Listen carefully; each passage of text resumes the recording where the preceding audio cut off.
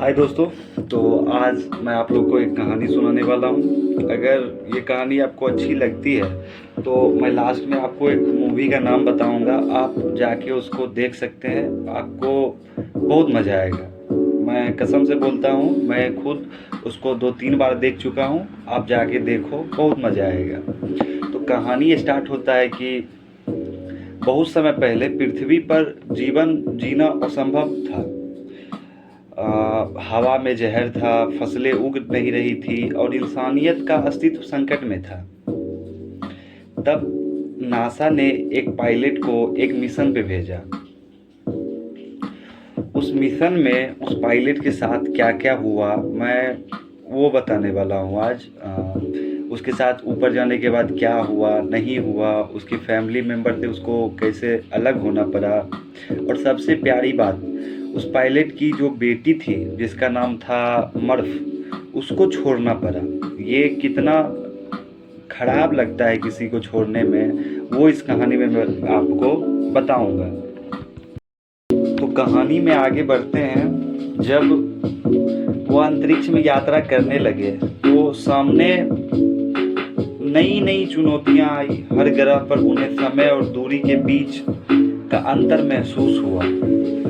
Cooper और उसकी team ने देखा कि जिस ग्रह पर वो पहुंचे वहां टाइम डायलेशन नामक एक अजीब घटना हो रही थी। एक घटने के बराबर समय धरती पर कई सालों के बराबर होता था। इन मुश्किलों के बावजूद कूपर ने हार नहीं मानी, क्योंकि उसके दिल में अपनी बेटी मर्फ का प्यार था। आखिरकार जब कूपर और उसकी टीम ब्लैक होल के पास पहुंची तो कूपर एक अनजाने मोड़ पर गिर जाता है। वह 5th डायमेंशन में पहुंच जाता है, एक ऐसी जगह जहां समय एक सीधी रेखा नहीं बल्कि यह सभी क्षणों को एक साथ देखने का एक अनोखा तरीका है। वहां कूपर ने देखा कि वह बचपन के घर में था और उसकी आंखों के सामने उसका मर्फ का कमरा था। वहां समय और दूरी की कोई सीमा नहीं थी। कूपर ने वहां अपनी बेटी मर्फ को संकेत भेजा। वह संकेत गुरुत्वाकर्षण यानी ग्रेविटी के माध्यम से थे, ताकि मर्फ धरती पर वह जानकारी हासिल कर सके जिससे वह एक नया रास्ता खोज सके और इंसानियत को बचा सके। जब मर्फ बड़ी हुई उसने कूपर का भेजा हुआ संकेत समझा और मानवता को बचाने का रास्ता ढूंढ लिया। लेकिन कूपर की यात्रा अभी खत्म नहीं हुई थी।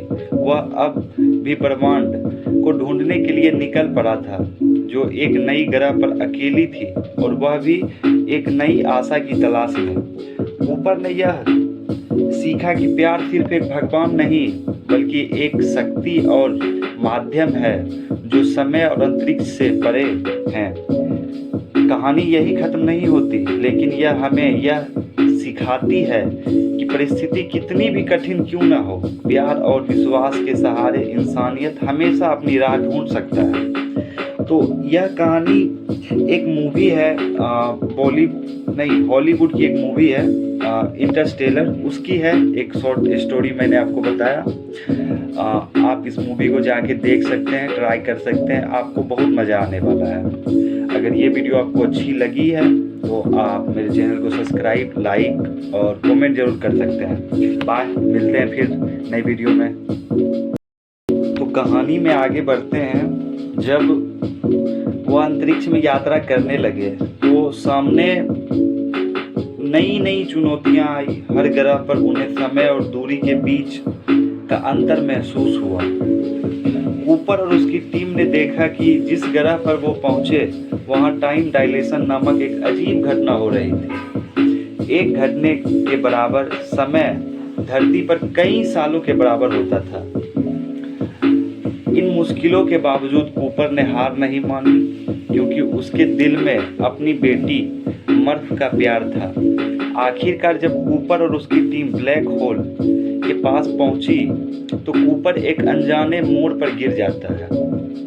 वह 5th डायमेंशन में पहुंच जाता है, एक ऐसी जगह जहां समय एक सीधी रेखा नहीं बल्कि यह सभी क्षणों को एक साथ देखने का एक अनोखा तरीका है।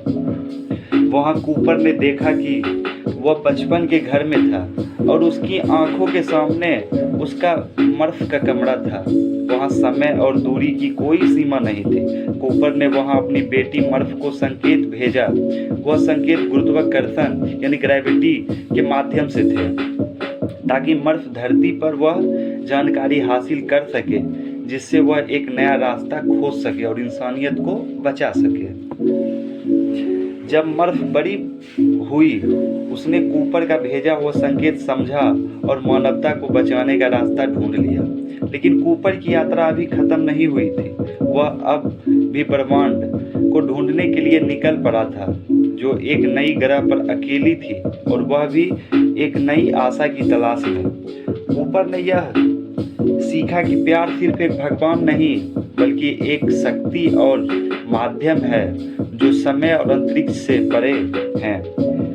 कहानी यही खत्म नहीं होती, लेकिन यह हमें यह सिखाती है कि परिस्थिति कितनी भी कठिन क्यों न हो, प्यार और विश्वास के सहारे इंसानियत हमेशा अपनी राह ढूंढ सकता है। तो यह कहानी एक मूवी है, हॉलीवुड की एक मूवी है, इंटरस्टेलर, उसकी है एक शॉर्ट स्टोरी मैंने आपको बताया। आप इस मूवी को जाके देख सकते हैं, ट्राई कर सकते हैं, आपको बहुत मज़ा आने वाला है। अगर ये वीडियो आपको अच्छी लगी है तो आप मेरे चैनल को सब्सक्राइब, लाइक और कमेंट जरूर कर सकते हैं। बाय, मिलते हैं फिर नई वीडियो में।